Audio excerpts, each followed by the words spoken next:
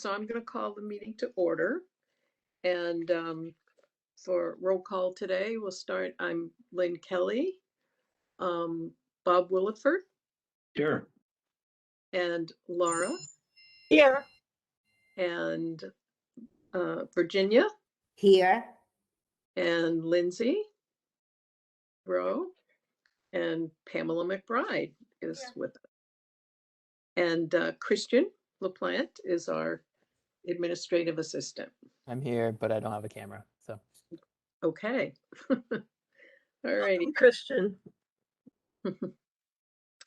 So approval of the minutes from April 14th is the first item. Did anyone have any corrections, questions? Bob? On the third page, when we're talking about the transition plan, says LR added that if the request was improved by the council, I think that's approved by the council. Minor thing. Okay. So Christian will just make that change. Okay. All right. Can I get a motion to approve the minutes? So moved. Second. Okay. Minutes are accepted. All right. I'm voting in favor of them. We have to vote, Lynn. I'm so sorry. God. You're doing great. We believe in you. All right. So I'd like I'm to. in favor. Me too. Okay. Bob, Laura, and Virginia are voting in favor of accepting the minutes. So minutes are accepted. Okay. And the treasurer's report will be postponed till June of 22. So we'll wait for that in June at the next meeting. Okay, so the first item on the agenda is our Mass Match Assistive Technology Roadshow. I know that I spoke with Kathy Dunn. I shared this information with Bob because I wanted to get we wanted to get a head count as of the moment. And I guess like Bob, myself, I was kind of surprised to hear that the folks from UCP, Thomas and Elena, who are doing the program, wanted to cap the numbers at 15 per hour, which would be a total of 30 people. And I was surprised because I thought, we'd have more people than that, because Kathy Dunn had said that they already have 10 people signed up for each 1 hour slot. And she just sent the announcement out to the newspaper and to the radio station. So I was gonna touch base with her this afternoon after our meeting, and just see if there's any way to kind of broaden that a little bit, because I just was surprised. I really expected that they would be able to host more people. So,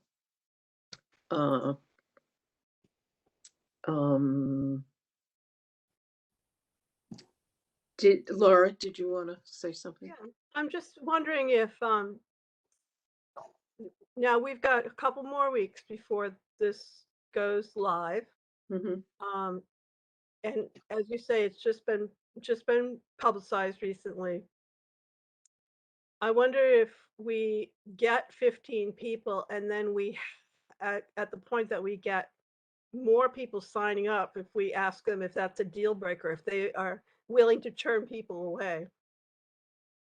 Well, she said they would set up a wait list. Yeah. But I'm gonna plan to discuss it further with her. Bob? I would say too that, we have some things about the talking book program to hand out. My wife, Mary, who is a power user of the talking books, has volunteered to come by and show people how it all works, since she knows how it works and using it daily. We also have the library handouts that Pamela has made for us that talk about the other resources that you can get audiobooks from the library. So we have stuff that we can give people and hand out to people, irrespective of whether they get a seat at the UCP presentation. Don't know. I mean, I wouldn't want to travel intending to spend an hour and, have to sit with Bob Williford and have him explain talking books to me. But, that's just me. But I think we've got more than just the UCP show. We've got a little bit more than that. And plus, I assume the counselors are going to be there and we'll, the commissioners will be there and we'll be able to answer some questions. I'm just going to keep saying I'm a new guy. I don't know a thing. Talk to Lynn, I'll say. Oh, yeah, thanks. Has everyone signed up already? I'm just curious. If I have not. Laura hasn't. Ginny? Lynn, I am going to be with Amy. I could not go to see her in April, and Okay. I have to leave on the 25th. When the date was changed, I went, because I knew that. Yeah. But I can't be here on that day. And Okay. and I had it on my calendar for before, and I had to say no to her because of the April budget, and I can't not be there. That's fine. I'm just sorry that, you'll miss it. Me too, because I can't log in still. I have been unable. Maybe Pam can help me with that at some point. I logged in, got a password. I've never, and she knows my computer skills intimately, but never been able to actually get to the website. Which website is that? Oh, excuse me. I'm sorry.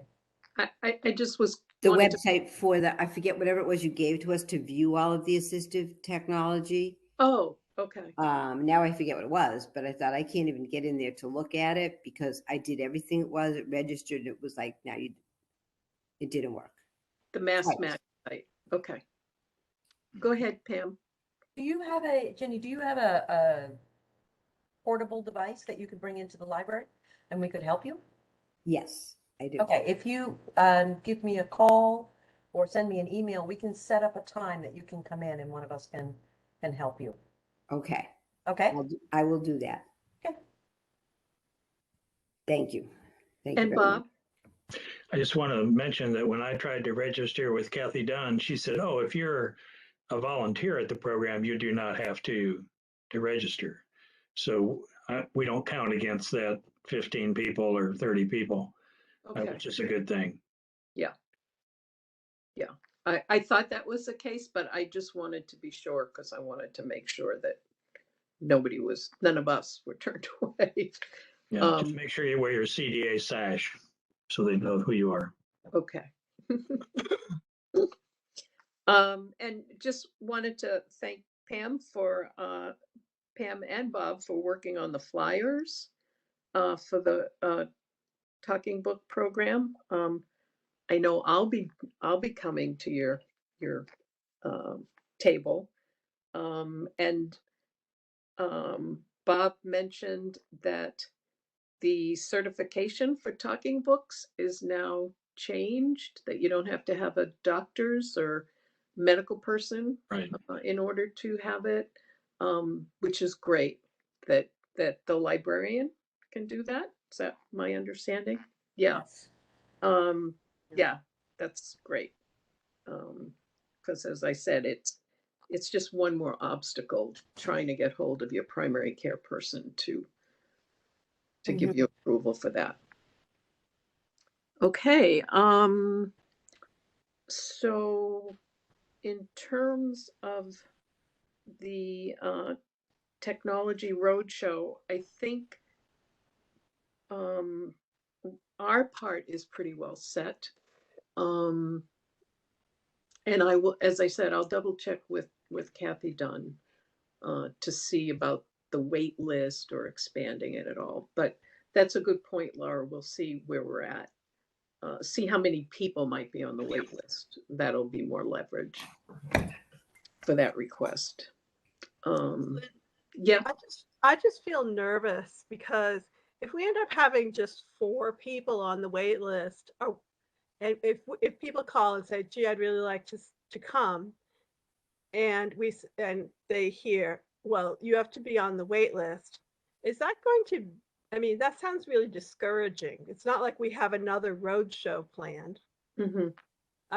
And if people make the effort to actually make the phone call to sign up and say they want to go to it, I would really be sorry to have to turn them away or to tell them that they're waitlisted, especially if it doesn't say that on the in the publicity to say, oh, there's only 15 slots and sign up early or you'll be waitlisted. Well, it doesn't say specifically that. It does say, hold on one sec.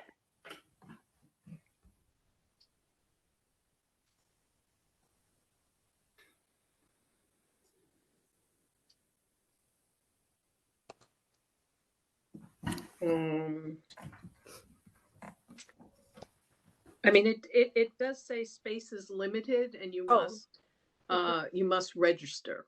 Okay, all right, that I understand. Yeah. Okay. Space is limited. You have to register for one of 2 slots. Yeah. Okay. But Kathy did say if there were just a few people, like I think 4 or 5 people, that they would work that in. It's more that if it was a really large group of people. Okay. Yeah. Okay. Sorry, Chairperson. Yep. 2 things. I've worked at the senior center for like movies, etc., where people signed up, and you can have a list of people that are going to show. I would agree with Laura. I think we should do everything we can to encourage no wait list if it's 5 or less. Mm-hmm. Number 1, they're seniors. Number 2, we have COVID on the rise. People may change their mind at the last minute. Right. And lastly, I'd like to nominate Lindsay Rowe to be sewing our sashes. He hasn't seemed to have a job in this yet. I'd be away. And so I can't volunteer. And I thought, we should share the wealth. I think Kristen is there in the background. I don't know any of your embroidery skills. Any kind of a sash will do. Something in green would be lovely. No embroidery skills here. Lindsay, we have some extra yellow caution tape you could borrow. That might work for a sash. Caution and CDA, they start with the same letter. There you go. Won't require much. Yeah, I love the idea of a sash. Maybe it's from my old Girl Scout days. Anyway, okay. Anything else on the roadshow? Just let me know, and I'll keep you posted. Overall, I'm excited. I think it'll be good once we work out the kinks. Okay, next on the agenda, I just had a question about, I put down building access and historical buildings. I had kind of hoped Doug would be here because I know he's on the historical commission. I was down at the farmer's market on Saturday and wanted to go into Hawks and Reed, and they have a double door to get into the building. And one side, to open one side, it's way too narrow for a wheelchair. And one side was stuck, so I couldn't get in. They were very apologetic. It wasn't a big deal, really. But I ended up having a conversation with them. And they were saying, meaning the woman who owned the building, her and her husband, They were saying that they would love to put a big door in with a button, but because it is an historical building, they thought they could not change the door. So my question was, is that true? I'm sure it's true.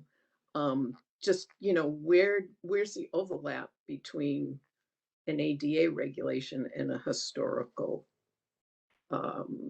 rule? And she seemed very open to, we would love to change this door.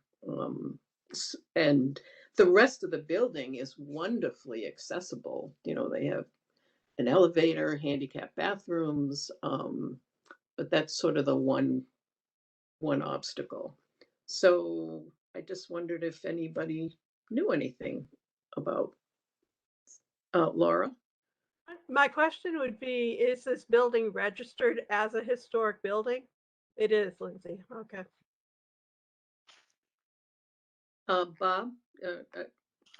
Yeah. I think we're stuck in the problem that we've had with the old library, that there is a restriction written into the deed that says you cannot change the exterior appearance of the existing library. So that trumps any desire to make it user-friendly for people who have mobility issues, which seems insane. We're going to solve that with a new library. But I think we'd have to go back and look at the deed for the building, perhaps the description of it for the historic register nomination that says why it's so wonderful. And it may not be that that door is even original to the building, and of course they have, 2 or 3 other doorways on the street. Mm-hmm. Maybe one of those would work better, although I think there may be a change in elevation. Yeah, there's a step for the 2 on Main Street. I see. Just a small curb. There's a possibility of an entrance, on the side or in the back. And she didn't think that one would be a problem because I think it's like a delivery door, but it's, goes into a freight elevator type of thing. Anyway, she's a physical therapist, so she was very open to the idea. I just wanted to explore it further. Lindsay, would you? I saw you were about to hold up your hand. I was just going to say, there is a tax write-off for ADA improvements that I want to always remind people to tell businesses about, because I feel like that's one of those things. And I feel like I may have seen a button that has a double door at times. I'm not positive, but I believe that I have seen doors like that with a button. So there may be a technology that exists to do that. It might be more expensive. I don't know, but I do believe I've seen buttons on double doors. Yeah, I have too. But I think these doors, they're kind of these old, narrow wooden doors. Anyway, it certainly is worth exploring. But yeah, so that issue came up. So I'm gonna look into that a little further. And yeah, I'm glad you mentioned the tax write-off, or there's 2, tax credit and a tax, I don't know, there's 2 different tax write-offs, 2 different categories. And that also reminded me that I wanted to let everyone know that, did everyone get the information from Jeff Dugan after our presentation with him? Yes. The references, because that one, the tax rebate was part of that too. So I just wanted to make sure that everybody got that information. Okay.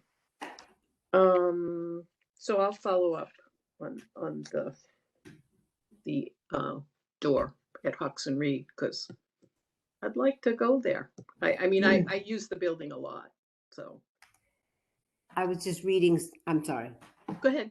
I was Sure. just reading something on that up codes, and we have a lot of, about historical buildings. We have a lot of very good researchers in this, on this screen. I'm sure we can find out about that. I bet that's doable. And my guess would be that the ADA would trump that. That's what it's looking like, at least on the website that I'm looking at. Quickly during the meeting. Thanks. Okay. Next on the agenda was just COVID-19 information, and no surprise here, but there was a research finding that people with disabilities fared poorly or not as good as the general population with COVID-19, and it impacted a lot of things. Bob sent me a nice research study that was done, and if people want that, we can get that to everybody. And also, there was, interestingly enough, a DOJ settlement with CBS because they were not, their website and online sign up for vaccination was not ADA compliant. So that was kind of an interesting thing.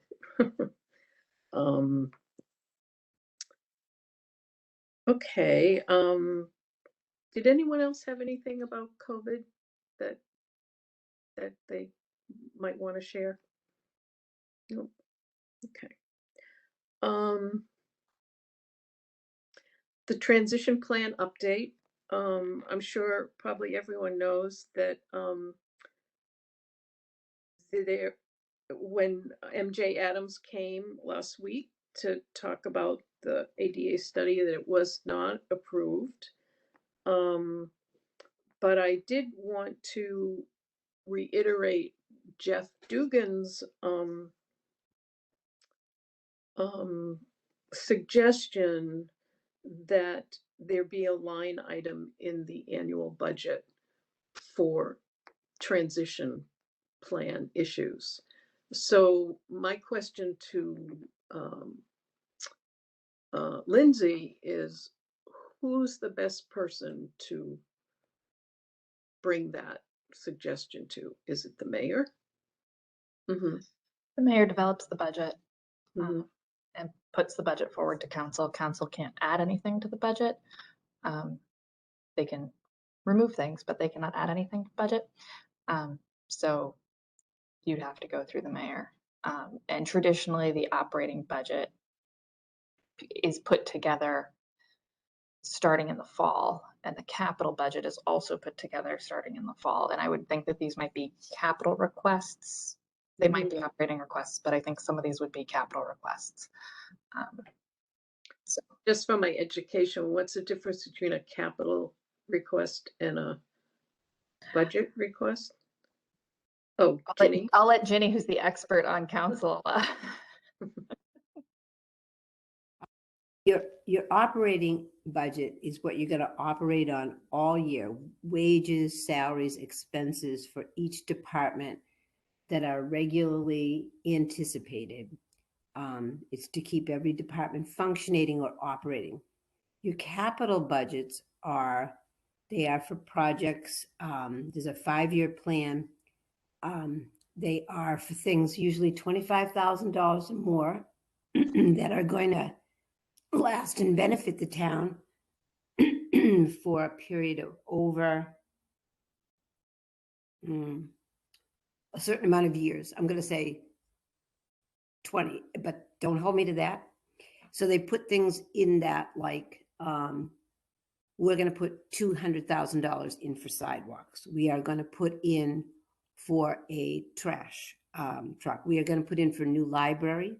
Mhm. we are going to put in for plans for Main Street. On that note, we ask as counselors for what needs to be done. The tool that we do have, as suggested by Lindsay, is not to pass something, but also it can give a message. We're not going to, you know, I'm not saying that that would happen, but we've asked for this, and you know, you need to put that in. We've asked for a couple of things this year that actually were put in. City Council asked for independent legal counsel to be a line item of $10,000 in the budget. And I don't think that budget would have even been considered being passed if that language was not in there. That would be part of the operating budget. On that note, while we're on this subject, I need people to speak at the, as some of you have written, we need to speak at the meeting. The people, I've been doing my part, but we've received a letter from Elm Terrace, and I have done my lobbying for this, and it's time. The operating budget's up on Wednesday. It's going to be a hot and lovely meeting, and I would love people to say something about how disgusting it is that that's not being taken care of immediately. That's my paid political advertisement. That's a council meeting, is that right? That's correct. There's public comment. It starts at 6:30. It'll be a packed house. And I think. And there's money. There's money because there's things that we're not doing. So that money's still there, and the people shouldn't have to wait. There's plenty of money in capital stabilization. There's over a couple million in there, and we didn't fund all the projects. And if not, let's have everybody at Elm Terrace do a deep. No, I'm not going to say that. I'm going to be silent. Maybe you can read my mind. I always thought it would be nice if we could have little captions like they have at cartoons, you know, that or crayon. People's thoughts sometimes I could turn it on. Anyway. So my question in asking about the line item, and thank you for explaining that, is if I'm going to suggest, or when I'm going to suggest that to the mayor, would it be best to suggest it as a capital for the transition plan or as an operating budget? Sounds more like the capital would be the appropriate place for it. Okay. Right. Excuse me. Laura, you wanted to say something? One of the things that I was very impressed with Jeff's discussing it in his hometown, is that they commit a certain percentage every year. Mhm. And I think that rather than ask for a level funding, to ask for a percentage is a very smart idea. Mm. And I don't recall what he said, and it may have been something like 2.5% or something like that. But if we could get any percent, that would be better than nothing. Would you remind me of that example that he gave? He said in his town they In the town, now they're a town, they're not a city, but right.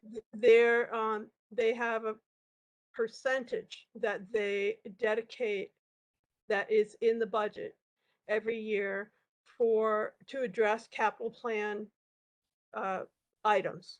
Mhm. I'm sorry, was that? Is that what we're calling this capital plan? The improvements that are required in order to keep the my mind is just suddenly a blank. We're talking Yes. about the capital plan, right? I'm sorry. Capital Capital improvements, a improvement. percentage of capital improvements. And I'm sorry, I interrupted without putting my hand up. That's okay. Thank you. So, but it was the things that were identified a couple of years back about the things that need to be done to bring the city up to proper standard for disability access. What's that called? I don't know why I'm blanking on it. The transition plan? Transition plan. Thank you. Okay. Thank you. He said that in their community, the budget always includes a percentage to address items on the transition plan. Okay. Perfect. All right. Perfect wording. Sorry. That's okay. It's okay. Okay. So I will follow up on that. Okay. I'm sorry, Ginny. That would be a lot of money if we did that. We could get those sidewalks done really quick. Sanderson Street, people could get into. Even if we like one. Imagine just Yeah. this year, you know, take a couple $1 million. Or I forget what the capital budget was, but no, actually like 5 million, maybe. And you multiply that by 2.5%. What did we get this year? $136,000 for some sidewalks. Like, really? Laura? When I spoke with Marlo some weeks ago, he said that if he had 200,000 in his budget for sidewalks, he said Greenfield would be in great shape. Hmm. If that was a yearly amount. Hmm.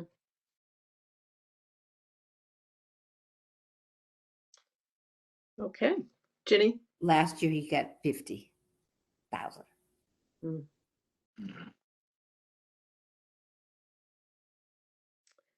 Okay. So next on the item was the CDA email address, and I just brought that up because Bob had a question, and I thought maybe Lindsay could best answer it. You mentioned about when we use the email, if we respond to somebody, how would that work? Did you want to fine tune that question a little bit more to Lindsay? Well, as I understand it, there's a mailing list that comes to that CDA address. So it sends it to Lindsay and to Lynn. So if Lynn then wants to respond to that, how does it know that she's sending it from that account, which is not a really separate account? Because she's in her mailbox, her Gmail mailbox, when she's reading something that came to the CDA. So if she replies, does it go where? If she replies, it goes to the person she's replying to. It does not, it is an Do imperfect they see it as the solution. CDA sending them a message? No, it is an imperfect solution. It goes to Lynn and to me. And so either Lynn can respond from her personal email address and put a little thing at the bottom, Lynn Kelly, chair of CDA, or she can forward it to me. But it is an imperfect solution. That's what I was concerned about, that, part of the joy of having an official email address, not only does it get archived as stuff that can be requested in case there's an issue about something, but it also makes private our email addresses. So Lynn's email, once it's exposed to the world, maybe somebody says, "Oh, I know this lady who can help you. Don't send it to the CDA at Greenfield. Send it to Lynn Kelly." Mm. Well, it will be archived. The incoming emails will be archived. So that will take care of that piece of it.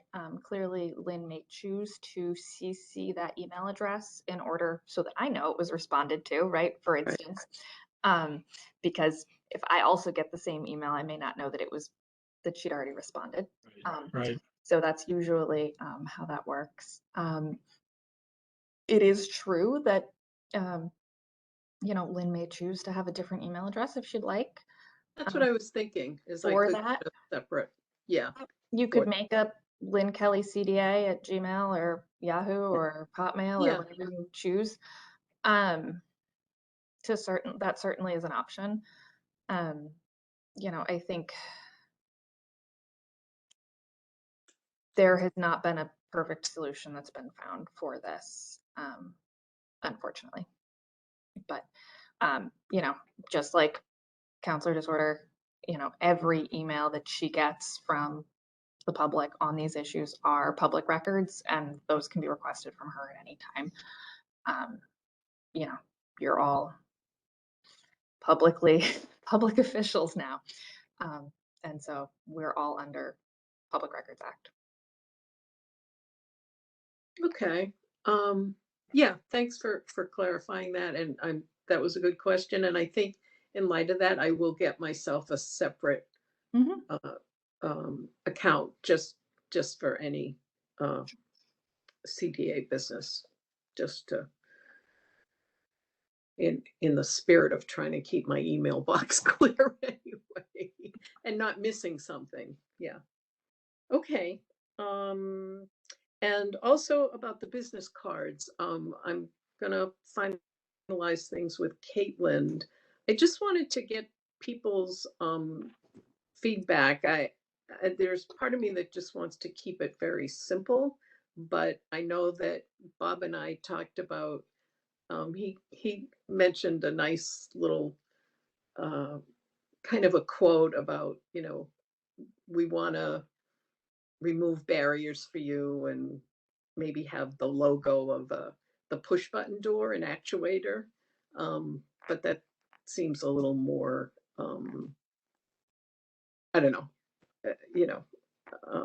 just wanted to know people's thoughts. I sent you all a copy of the cards that we used to have. And I did want to take off the saying something about why wouldn't you want to make this correct. So I was just going to remove that. And yeah, anybody's thoughts? Did we want to keep it simple or make it a little fancier? I'm just going to note that the city is changing websites shortly, and so the website address will be changing. So this first batch, we may want to order a smaller amount than you otherwise would. So it might be that we have an iteration 1 and then we see what we like and then change it up. But if you want to get 100 or something right now, I don't know how many you're planning. That's great. That's good because I also wanted to get them done in time for the roadshow as well. So I think right now, if I just keep it simple, and then we could, I'll look into another design. I'll check with Caitlin about that. But she had some kind of a template for most of the city business cards. So I'll probably just use that now and get. Just get a small number of them. When is the city website going to be changed? I've heard the fall. Oh, okay. All right. Okay.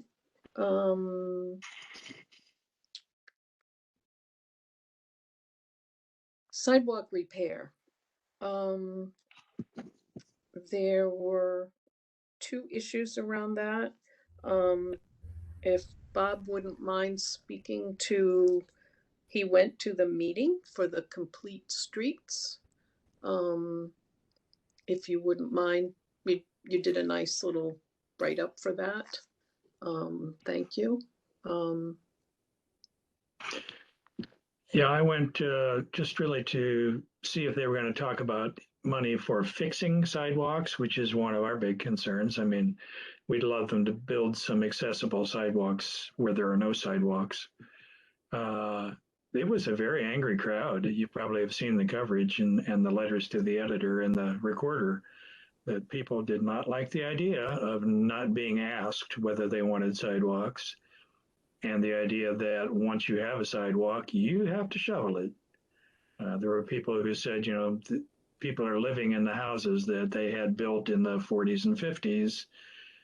There are no little kids in the neighborhood. They're too old for this. So they're going to have to pay somebody to come shovel their sidewalk. And with these, they're called monolithic sidewalks. And I have an illustration I can show you. It's about 6 inches off the street. So the snowplow is going to throw everything up on the sidewalk. So it snows 4 inches. You shovel 16 inches because all the stuff that was on the street is now on your sidewalk and you own it. So people were not at all happy about that. There was also a question from the crowd about anything we say tonight is not going to mean anything, right? Because you've already made up your minds. And the answer from both Eric Twarig and the mayor was, we're here to listen, and nothing's locked in stone. And then the next day, the request for proposals was published. So I think it was pretty much locked in stone. But the mayor then did delete a couple of the streets from that. So we've gone from almost $400,000 worth of new sidewalks to 200 and something, 40 something, I think, $1,000. Letters keep continuing. I think there are letters in today's paper about how this makes no sense at all. Not sure. I would say too, on the complete streets thing, it's not something we had. I don't know if it really fits into sidewalks, but I would protest that it came up really because they only posted the plans for the complete streets sidewalks yesterday. So I took a good look at them. There is one drawing which kind of implies that the slope side to side as you cross a driveway can be something more extreme than the 1.5% that a sidewalk's supposed to be. Other illustrations, they say 1.5%. There's a note on the page that says 1.5%. But if it's possible to follow it up, I bet somebody would by looking at this one illustration that says 12 and 1, which would be a ramp, not a sidewalk. If I may, I can show you some pictures if we've got time. Sure. Yeah, we're good.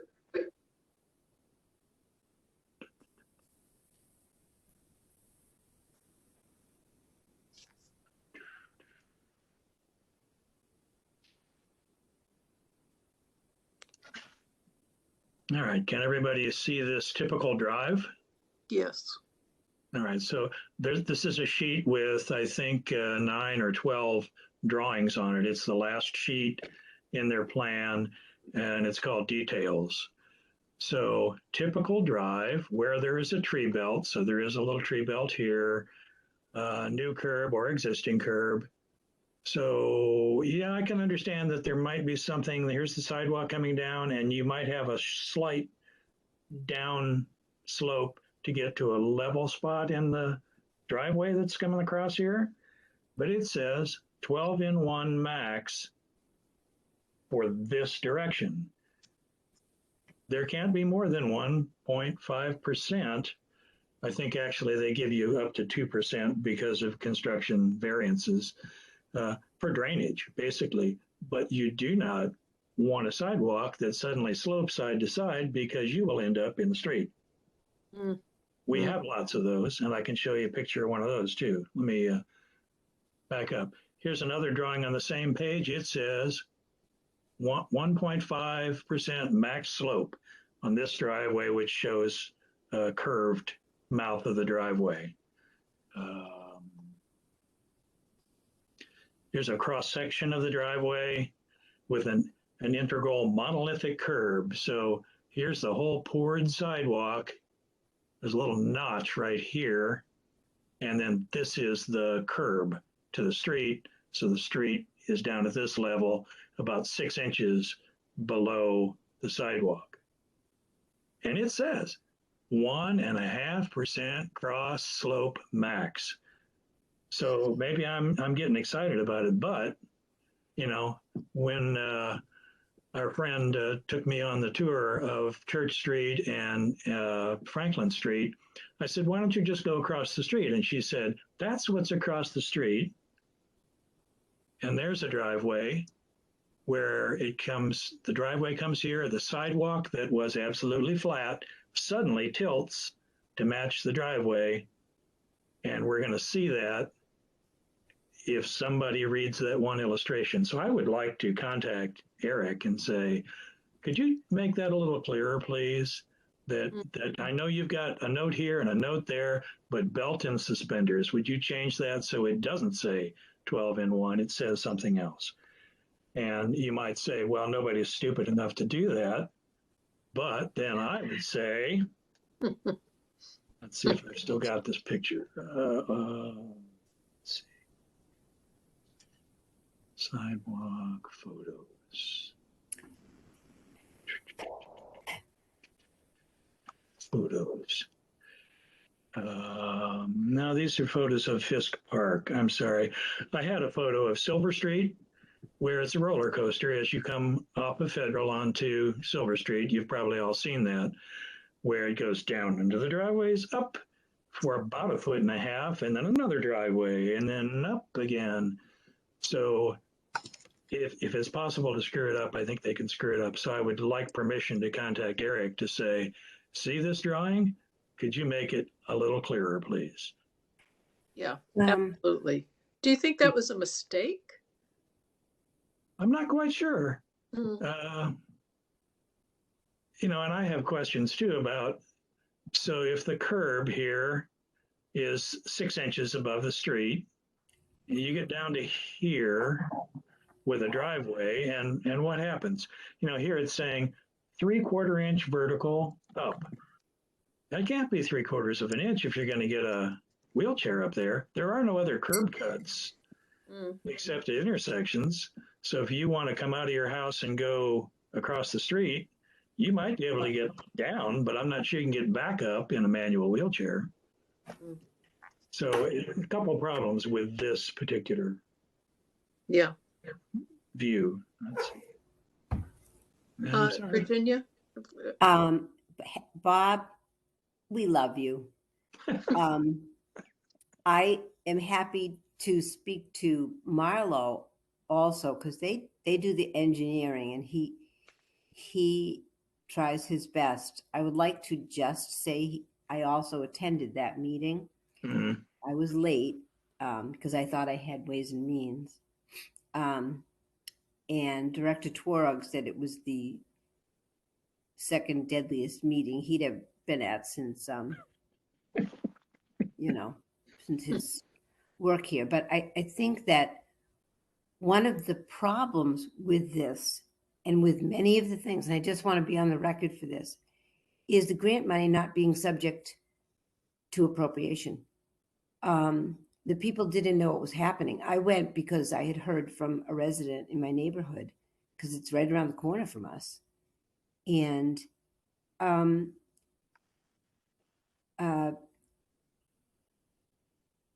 I think it is factual currently that right now these are informational sessions, and it's our town.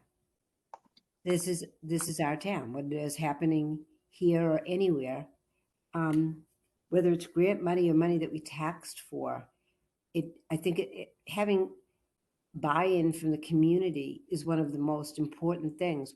It's a representative form of government, and there was people were interrupting each other. It wasn't exactly,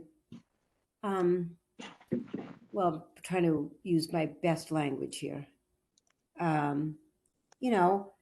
It was hot, it was heated, and people were talking about all of the sidewalks that they were already falling on. Now, the money could not be reused to, grants are specific. I don't write grants. Thank God you don't have me writing anything, because we'd probably never get any grant money. And I'm grateful to those who know how to apply and write for those grants, because we have gotten so many things done in this municipality because of the grants that very articulate, educated people sought and fought for. But to get the buy-in part for some of the things like these streets, Birch and Vernon, I walk every single day, and I walk in the middle of the street. There aren't any cars that go down those streets. And I took pictures of two beautiful trees where the root systems were right.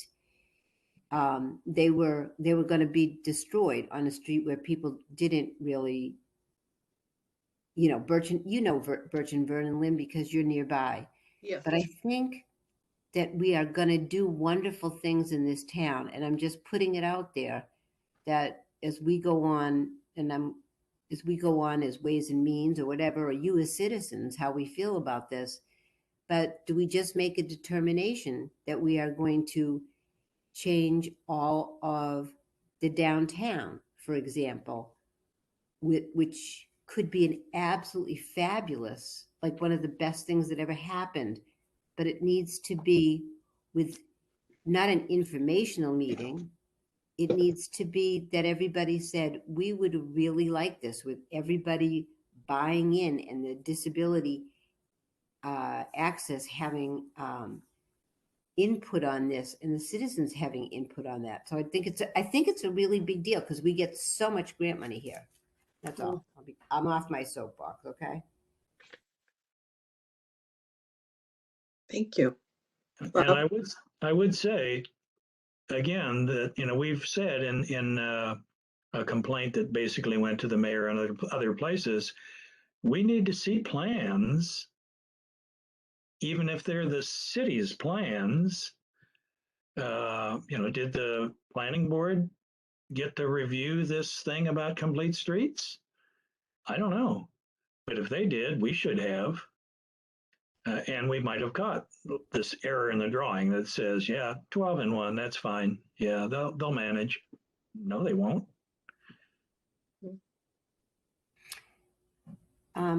Ginny? Lindsay, you're our liaison person. I would ask for that message to be taken to the executive, and that for the next meeting, you can tell us, if possible, for the next month's meeting, that you could see how that, give us a little report on how that shook out, because we did, if at all possible, for next month, if not for the month after, because when Court Square, which was also funded in part, but definitely will be funded, I imagine, because it wasn't subject to any of our appropriation. It needs to be looked at by disability access. The accessibility issues there, as in every part of every town, are important. So could you find out about that and let us know? Do you want to make a vote so I know exactly what I'm relaying? Okay, I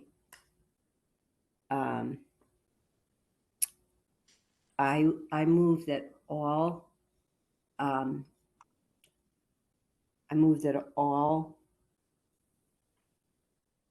projects, all projects instituted, begun by the city, are subject to review by Disability Access Commission. Second. I'm going to edit that, prior to, Bob, you're a better writer than me, prior to what I want to say is any beginning of the project. So I don't think the language is quite right. I'd like some help with the language. Actually, this writing is not I have great ideas. So if somebody else wants to make the motion, I'll second it. I think there are better, more articulate people in the group. Do you have a suggestion? At it. But Okay. I think Bob would be better at it than I.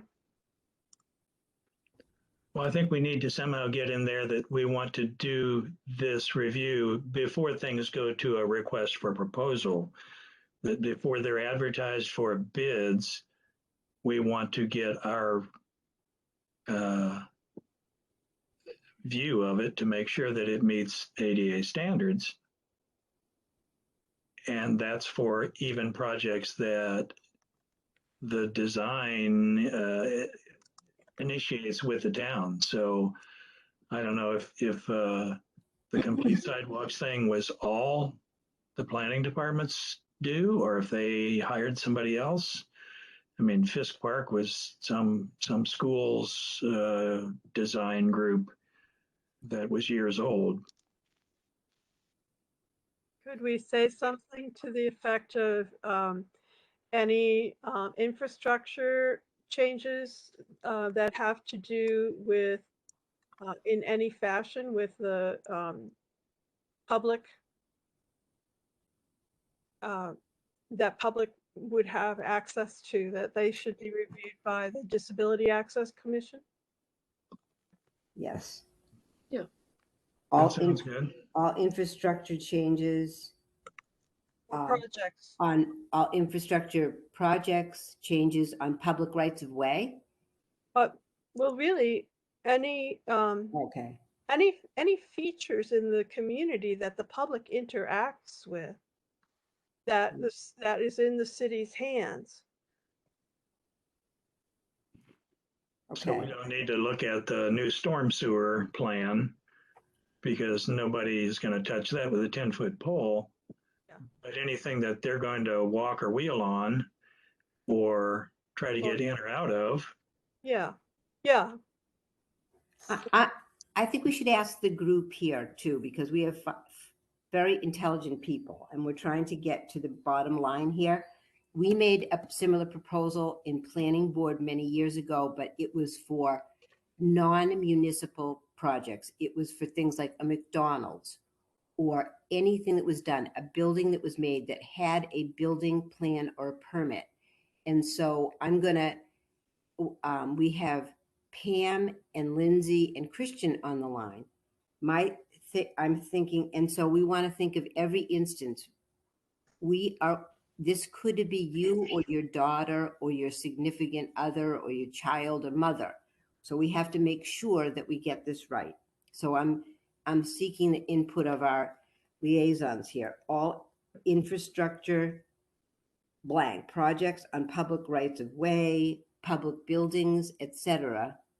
Is anybody have input that we get this right? Can I just say what I have right now? Because I'm trying to type it to make sure that I've got kind of what you guys are saying. Currently, I have any of the city's infrastructure changes that have to do with public access are reviewed by the Disability Access Commission prior to advertising the request for proposal in order to ensure it meets ADA standards. That's why we have you, Lindsay. Yeah. I just want to make anybody- sure that that's kind of, I've pieced together the various pieces, and I think that that's where I stand right now. I'm happy to make some edits and change it. Okay. Bob? I would say that, the way it's supposed to work now is that we are offered the opportunity.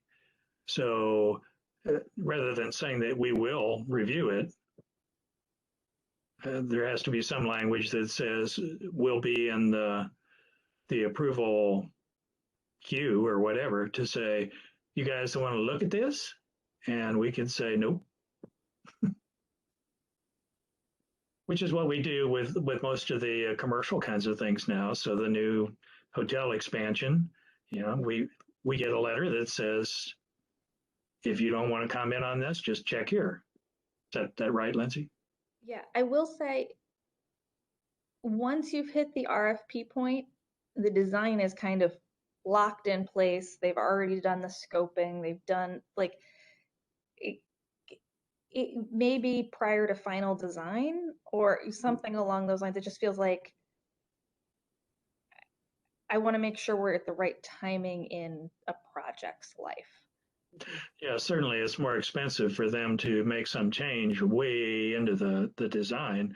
The new library, there was a 25% design, there was a 50% design, there was a 75% design. And at that point, when people would raise their hand, the answer was, no, we're not doing that. That would cost so much money. You should have spoken up earlier.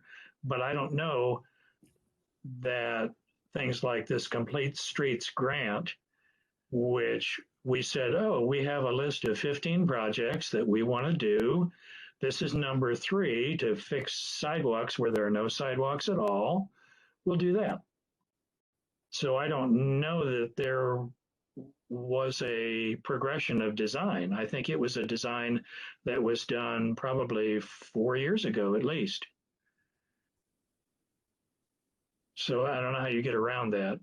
But to say we want to do this before you declare it's done, we want to get in on it early in the process. How you say that, I'm not sure. Ginny? So I think this is, I just think the language of this is very important. And it costs money to do it afterwards. I don't know. I see Pam there. We have a lot of good heads in this room. I want I saw that Main Street. I think it looks absolutely beautiful. And I'm concerned that the design projects will be done. And at that point, we will be looking at the parking spaces and the accessibility. So I'm going to be silent because I see somebody else with their hand up. Who? Pam. I don't see the, oh, Pam. Oh, right I there. don't see Pam. So and maybe it's already in there, is there a way of putting in the language to say before final plan approval? So that, which is still early in the stage of, usually of plan, before money is appropriated, I guess it's what I'm thinking is that, so if you can do something that says, before it goes for approval to such and such a commission, it needs to be looked at from the CDA. Is that? Okay. So I'm going to make another stab, but I would like edits with your permission, Lynn. I'm sorry, I didn't raise my hand. Yeah, no, that's fine. And just keep making adjustments till I get it right. I move that all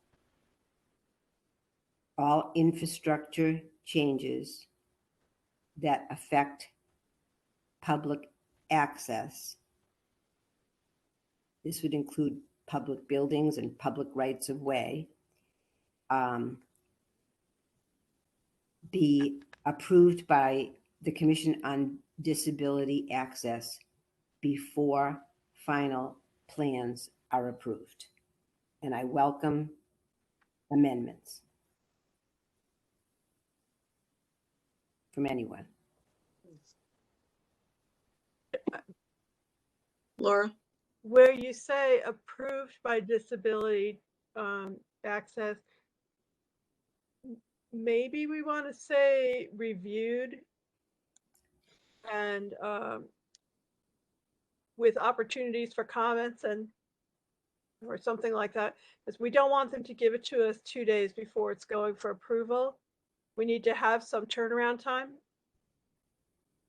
Okay, so reviewed and with the opportunity for us to make our recommendations. with opportunity for us to make our recommendations. Do you have that, Lindsay? Or, because we all know I can't type. Well, small letters I can type without punctuation. All right, I'm trying to figure out how to fit this into the sentence.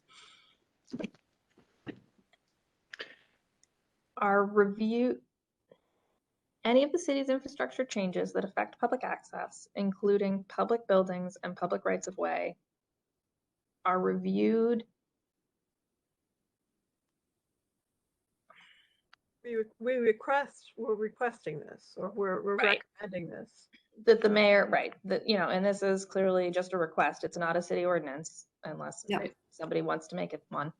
But Maybe, yep, Pam. I was gonna say, maybe, so say subject to review period, and then with the next sentence, describe what the review process would entail. To review.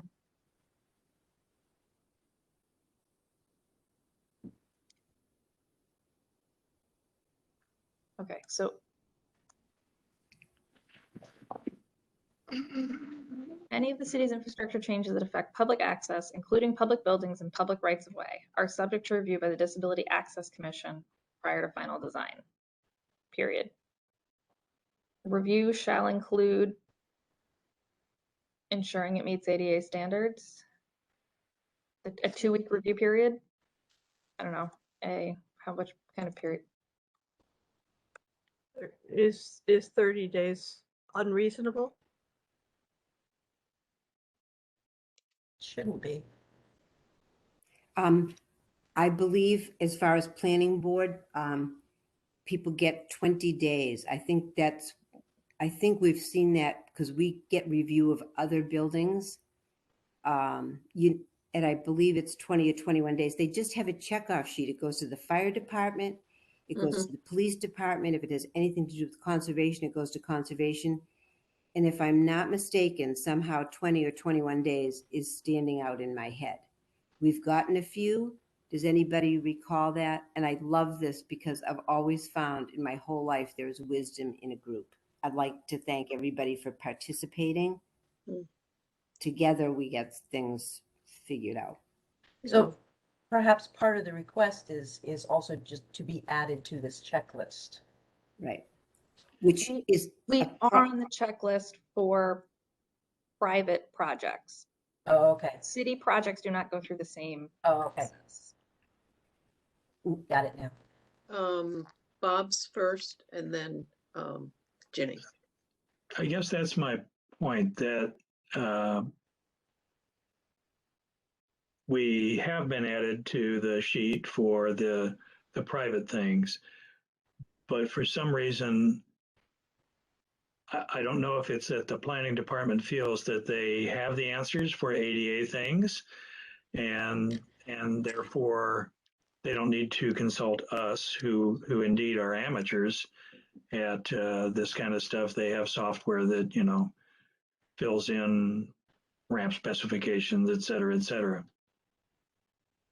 But, you know, my sense is if it's the city that's worried about it or behind this project, then, you know, we're not going to be in the loop, and that needs to change. Ginny?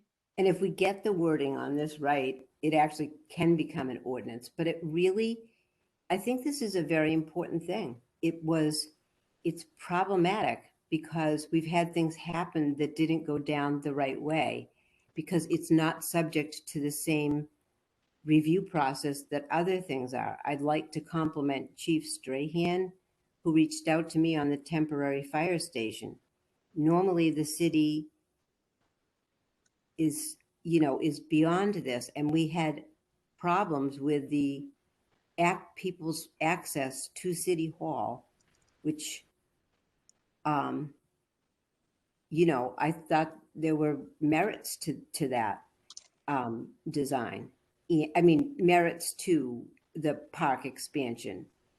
And there were, and there's the other side of that, but it is not subject to review. So I think what we write here could go forward and become ordinance because it might have to go that route. But so if we get all the language in there, I think that's pretty good. So does somebody want to read that? I'm sorry I feel like I'm being bossy. No, you're not. Okay. No. Does somebody want to read that one more time? And then we'll, because you know what happened with the last project? Actually, my understanding, and nothing's this, would be that other departments didn't have the opportunity to weigh in either, that normally weigh in on any private project. So there were some public safety, perhaps, issues. So it is very important what we say here. Because I'll just add the language for other things. If this indeed were to go forward as an ordinance, it should be reviewed by fire, police, building inspector. It should be subject to the same code of any private improvement. So let's try this. I'm sorry, and I'll really be quiet after this, I promise. One more time, Lindsay. Fine. I'll say it as a motion, and somebody could second. Any of the city's infrastructure changes that affect public access, including public buildings and public rights of way, are subject to review by the Disability Access Commission prior to final design.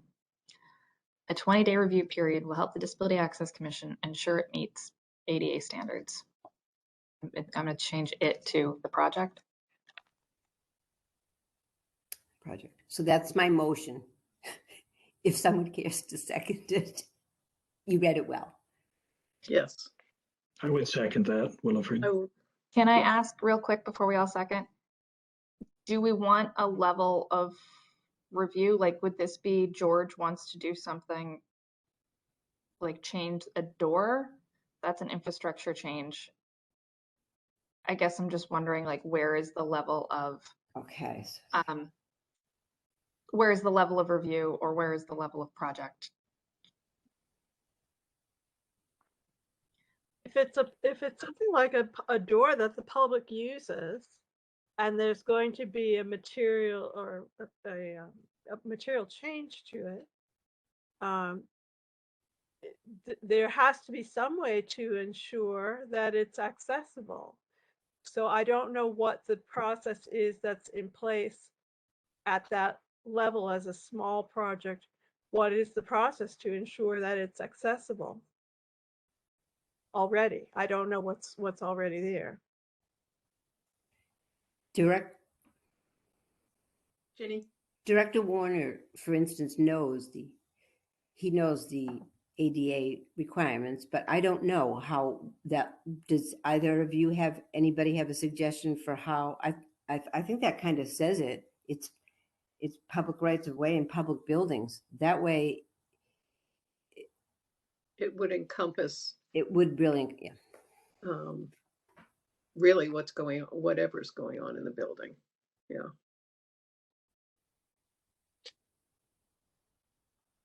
So I think it's well stated. I'm comfortable with the language that you came up with. Anybody else? So do we? Yeah, we have to vote. Okay. So I'd like to make a motion that we vote on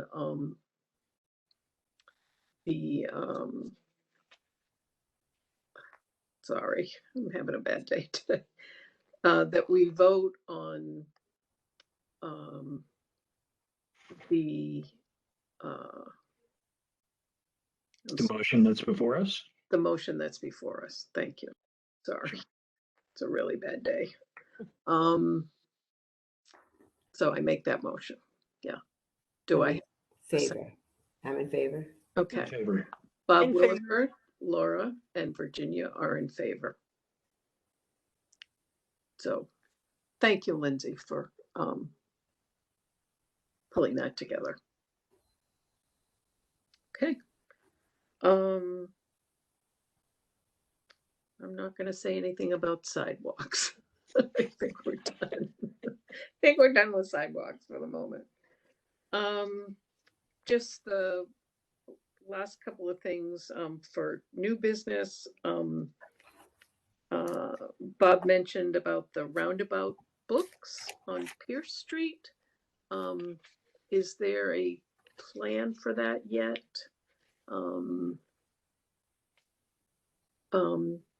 Do you know anything about that, Lindsay?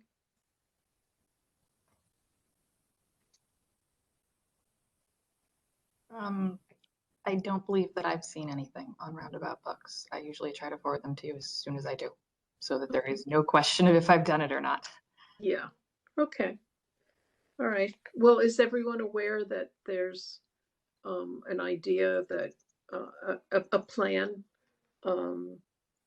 for the bookstore to move to Pierce Street, to the old plumbing Tug? Is it Tuganelli? On Gary, I think. Yeah. Yeah. It'd be a good place. Yeah, I mean, Bob did mention that the parking lot is gravel. I didn't get a chance to look at it yet, but all right. So I guess we'll see the plans when they're available. Okay. And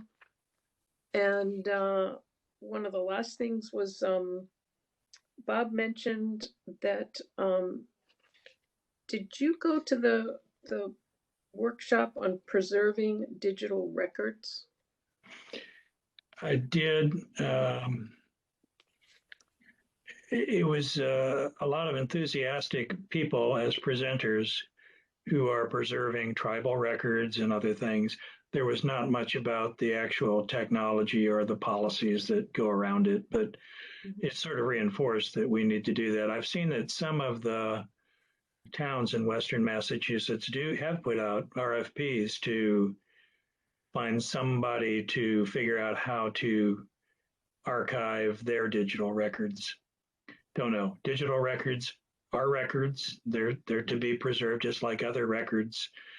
And yet, some of the words that I hear are, minutes of meetings. Well, we'll keep a year's up on the website, and then the paper copy will be at the clerk's office.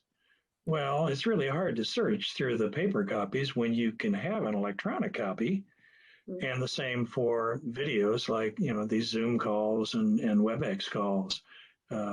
If you think about, I was a historian for 28 years in the military, and to say you can watch the people actually complaining about the new public library or whatever at a meeting and see their faces.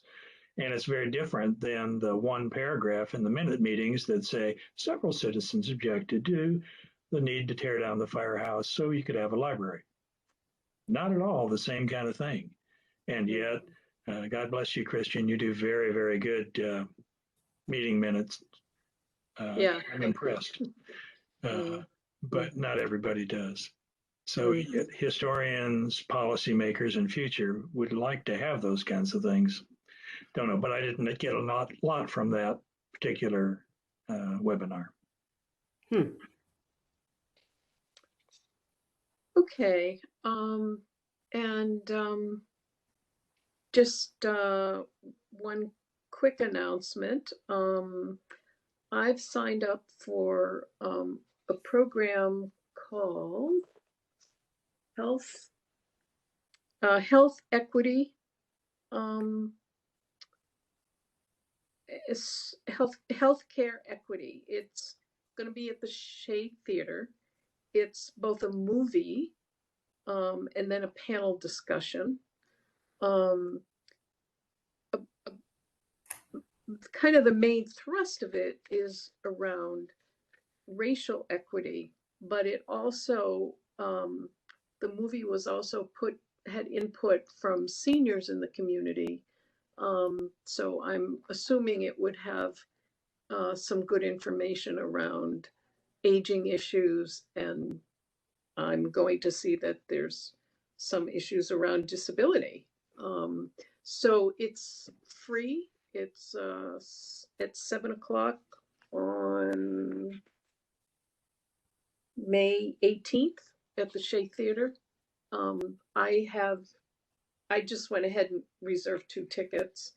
So I have a ticket if someone would like to go with me, but you're also welcome to sign up for yourself.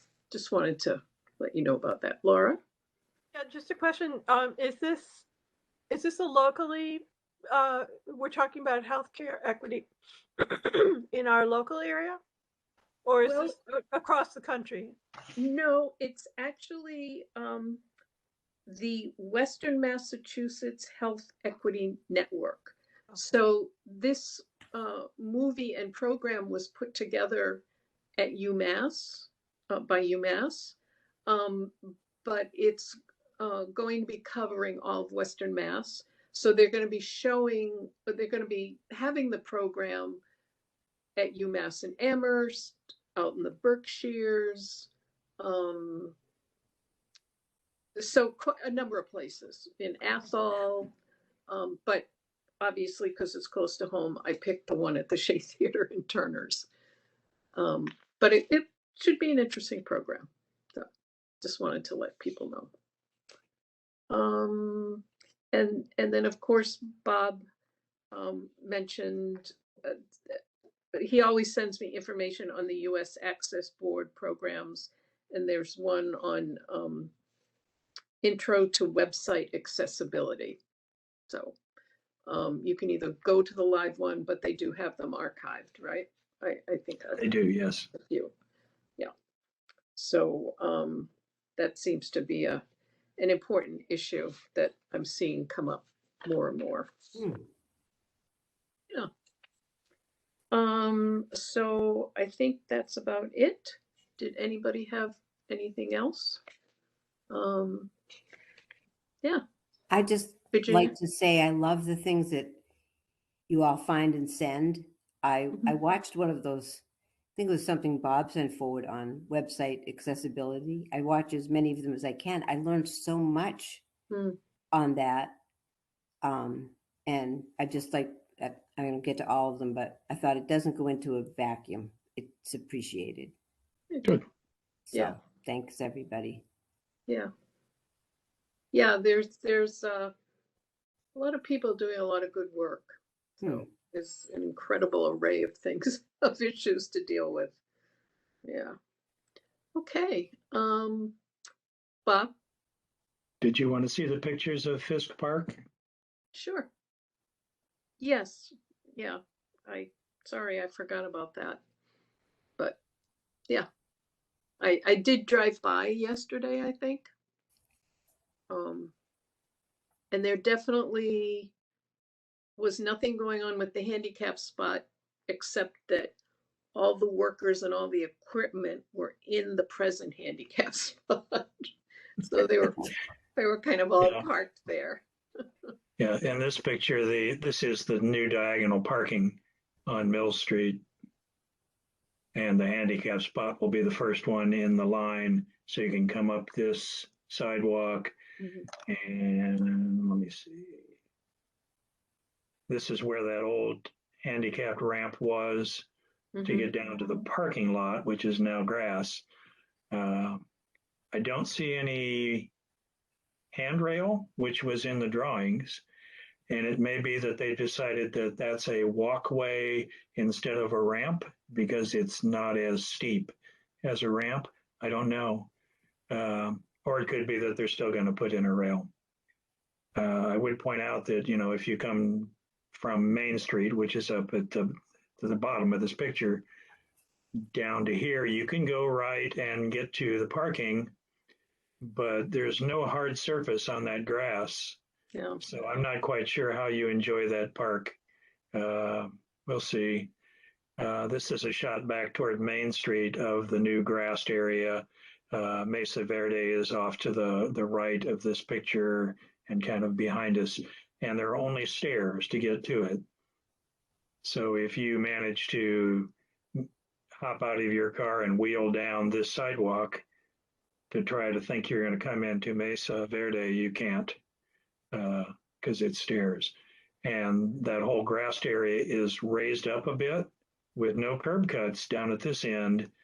So if you were to get on the grass, you would have to go all the way back to get back out again. That seems a little strange. Here's another shot of the diagonal parking. And again, the handicap slot is at the far end. That's Main Street up at the top. This was supposed to be some sort of a delivery route, so Mesa Verde could get their produce and napkins and stuff in and out.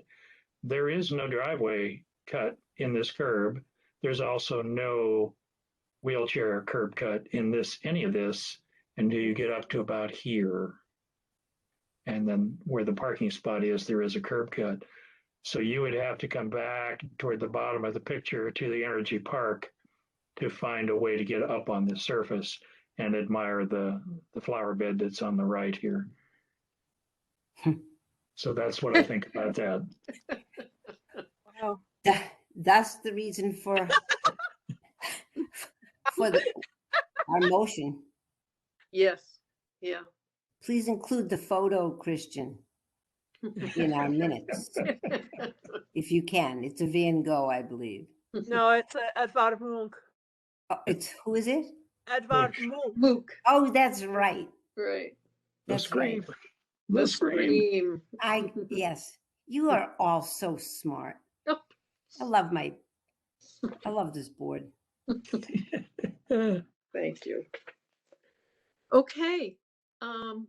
If there's nothing else, I'm going to look forward to seeing most of you at the road show.